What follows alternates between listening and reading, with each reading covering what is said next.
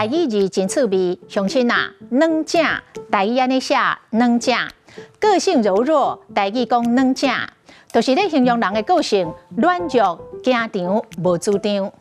做人伤软正，会互人食够够，软土深骨。人若伤过软正，佫会互经体是肉卡。啊，你已经做妈妈，唔通佫遐尔啊软正，爱较坚强咧。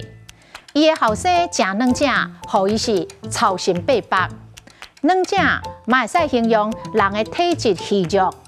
你实在真软正，石坎爬无几坎就皮皮喘。软正的正，咸正，白正无味。你煮一鼎汤，敢有试咸正？哪会无咸无鲜，白正无味咧？歹势啦，毋是我歹甲你捧场，实在是你煮的面白正无味，我真正食袂落去。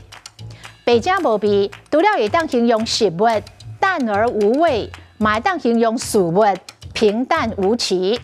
像讲买票看这种白正无味的戏，真正是无彩钱。